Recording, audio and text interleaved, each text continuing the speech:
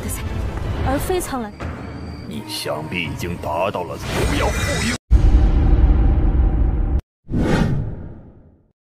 Halo guys, bagaimana kabar kalian hari ini? Mudah-mudahan tetap semangat, sehat jiwa raga.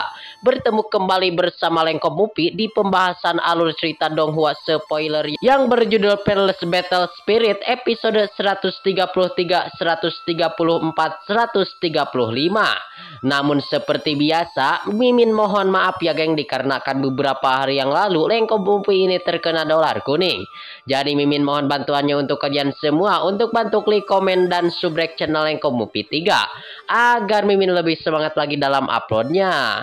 Kalau sudah seperti itu ya geng, tak perlu malas-malas, langsung saja kita digas.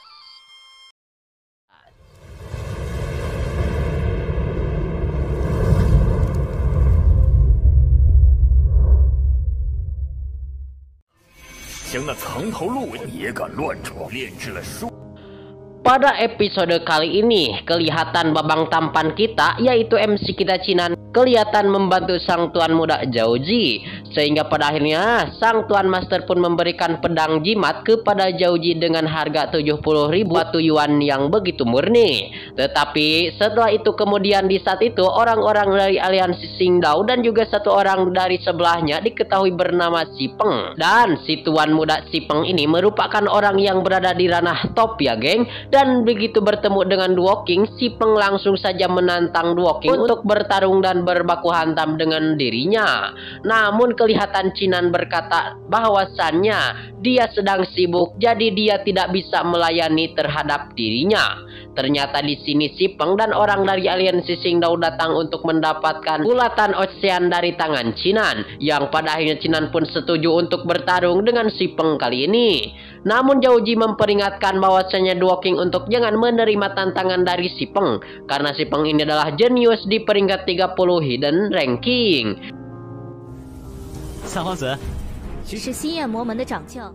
Mendengar itu pun Cinan malah mencibir bahwasanya apakah benar Si Peng di peringkat 30.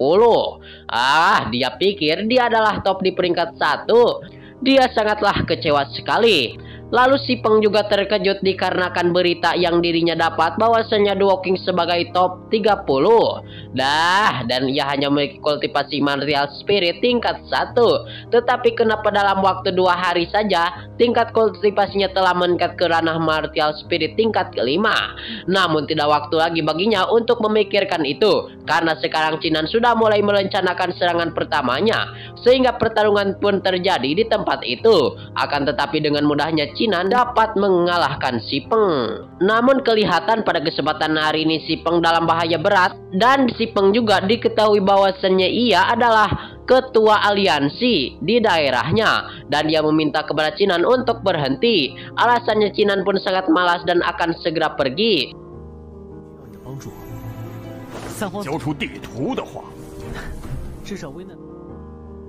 Dan Si Peng langsung meminta Cinan untuk menyerahkan peta kepada dirinya. Jika tidak, aliansinya akan menargetkan bahwasannya akan menargetkan terhadap diri Cinan. Akhirnya Cinan pun mengancam ketua aliansi sehingga Cinan langsung mengaktifkan 2 token dan menggunakan kedua token itu, serta mengatakan bahwasannya kedua senior Pony dan senior Black akan datang ke tempat itu. Dan hasilnya ketua aliansi, sehingga ia pun ketakutan dan sambil berkata, kenapa dia repot-repot untuk memanggil kedua senior hanya untuk menyelesaikan masalah kecil. Dia cuma bercanda dan jangan dianggap serius pisan. Lalu setelah mengatakan itu sang ketua aliansi, sehingga ia mengajak langsung kepada Si Peng untuk segera pergi dari tempat itu. Sehingga dia pun menghelakan napas yang begitu dalam. Lalu apakah kedua master akan datang ke tempat ini? Lalu Cinan menjawabnya, ia hanya bercanda-canda. Bahkan jika kedua token ini diaktifkan, kedua senior tidak akan datang lagi. Karena bagaimanapun mereka berdua dan kekuatannya belumlah pulih.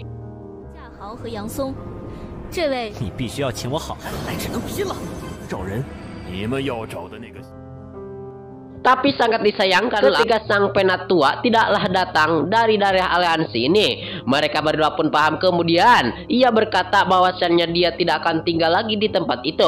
Namun dia tidak punya murid yang menemani di dalam perjalanannya keliling Ratan Timur.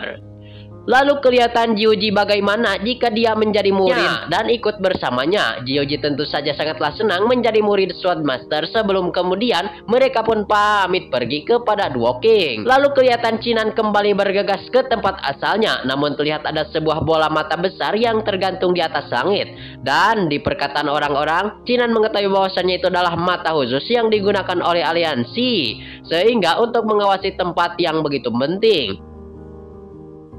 大陆的武魂是南天门。沟通战神之魂有没有留下什么对修仙有益？ Walaupun semua orang tidak bisa terlihat ataupun mencoba masuk dengan teknik teleportasi, namun tetap mata itu bisa mendekati keberadaan mereka. Dan beberapa waktu kemudian, Chinan pun telah sampai di tempat si Ma Kong. Dan di tempat itu sudah berada terlihat Long Hu juga sudah sampai. Si Ma Kong ia bertanya kepada Chinan kenapa dia sangat lama sekali datang ke tempat ini. Long Hu menambahkan bahwasannya ia benar sekali ia sudah lama menunggunya di sini. Chinan menjawab dan langsung ngomong, ya geng, seperti ini. Chinan menemui masalah sedikit ya geng di perjalanan. Lalu si Ma Kong, kenapa kamu memanggilku dah Long Hu? Long Hu menambahkan bahwasannya benar, si Ma Kong kenapa memanggil kami? 虚幻境要开启了。 Lalu si Long Hu pun langsung menambahkan perkataan bahwasannya ya benar sekali kenapa Ma Kong ia memanggil terhadap dirinya. Dan ia masih ingat bahwasannya dia pernah menghajarnya. Kecuali itu hal yang tidak penting. Si Ma Kong langsung mengungkapkan maksud dan tujuannya yang mana hari ini dia akan melihatkan harta karun aliansi. Mendengar hal itu pun Long Hu terkejut karena dirinya betul-betul sulit ya geng untuk merampok aliansi Dao. Sehingga si Ma Kong, apakah kamu gila jika kamu ingin mati? Dan jangan ajak-ajak dia. Akan tetapi ketika melihat tanda di kening si Ma Kong, Long Hu pun langsung terkejut. Dirinya menyadari bahwasannya itu saja. Ketika di tempat yang begitu mulia, si Ma Kong menjelaskan bahwasannya dirinya penerus Emperor. Dan tidak ada di dunia ini yang tidak bisa aku curi. Apakah kamu mau ikut dengan dirinya? Akhirnya Chinan setuju karena bagaimanapun hubungannya dengan aliansi Dao sehingga menjadi sangatlah tidak baik. Dan apa salahnya membuat mereka lebih rugi lagi. Dan kebetulan sekali Chinan juga memerlukan batu Yuan yang sangat banyak untuk bisa meningkatkan martial spirit di waktu perang. Dan di sini Long Hu pun juga setuju untuk ikut bersama-sama. Dan si Ma Kong memberikan Long Hu sebuah artefak peralatan yang mintanya untuk memakai artefak pertahanan tersebut. Lalu di tempat itu si Ma Kong dan Long Hu memakai artefak peralatan itu. Namun Long Hu kelihatan Long Hu ia langsung berkata bahwasanya sepertinya Chinan di mata si Ma Kong ia lebih hebat. Lalu si Ma Kong kembali menjelaskan dengan kekuatan Emperor yang menyelimuti diri mereka bertiga, bahwasanya tidak ada masalah dan bahwasanya telah dicek tidak ada masalah sama sekali. Namun ngomong-ngomong, apakah kalian berdua memiliki jimat yang tidak terlihat? Lalu Chinan berkata dikarenakan ditanya oleh si Ma Kong bahwasanya dia bisa menyembunyikan dirinya menggunakan jubah Demon God. Sementara Long Hu berkata dia juga bisa menyembunyikan dirinya dikarenakan klan naga memiliki teknik rahasia untuk menyamarkan diri. 多谢了，你可以晋升品级。 Alah, sialan sekali. Setelah persiapan yang cukup matang, mereka bertiga pun bergegas pergi ke tempat harta karun aliansi Xingdao. Lalu singkatnya cerita, mereka pun telah sampai dan mereka telah menyelinap masuk ke tempat tersebut. Si Ma Kong menjelaskan di tempat ini penuh dengan jebakan Batman. Ingat untuk selalu mengikuti dirinya dan jangan sentuh apapun walaupun itu hanya selembar daun. Lalu yang ada di depan ruangan harta di aliansi Xingdao, setiap uang harta dijaga oleh seorang martial spirit, oleh seorang martial yang begitu hebat. Jadi ingatlah untuk selalu berhati-hati. Singkatnya cerita, mereka telah berhasil masuk ke dalam dan terlihat di ruangan itu ada seorang ahli martial yang menjaga ya geng. Namun si Ma Kong menampilkan sebuah formasi yang menyelimuti mereka bertiga. Si Ma Kong menjelaskan formasi ini tidak bisa bertahan lama, oleh karena itu mereka harus menerus dengan cepat mengambil batu berharga yang ada di tempat itu. Namun ingat, kalian hanya bisa mengambil harta karun yang ada di dalam formasi. 些许到这里令，难懂。灵长教甚是想念。 Alhasil, Long Hu pun sangatlah senang ketika melihat harta karun yang melimpah di tempat itu.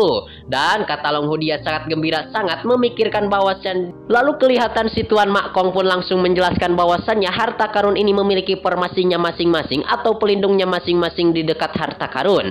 Namun dengan artefak pelindung yang ada di dalam tubuhnya, semua itu akanlah lenyap. Long Hu pun ia langsung gembira dikarenakan ia bisa menjadi tameng untuk mendapatkan harta karun dan mengambil harta karun yang begitu banyak yang ada di tempat itu. 公告，不要在这里。 绝不能让秦南现在。 Dan Cinan pun kelihatan sangat gembira pisan dikarenakan si Cinan banyak melihat batu-batu yang melimpah. Dan pada kesempatan hari ini Cinan mah berbutuh pisan karena batu yuan eta teh. Nah, mungkin hanya ini saja ya geng di episode kali ini. Terima kasih buat kalian yang sudah subrek. Terima kasih buat kalian yang sudah nonton sampai habis. Mohon maaf bila banyak kesalahan dan kekurangan. Saya Yunek di video pembahasan.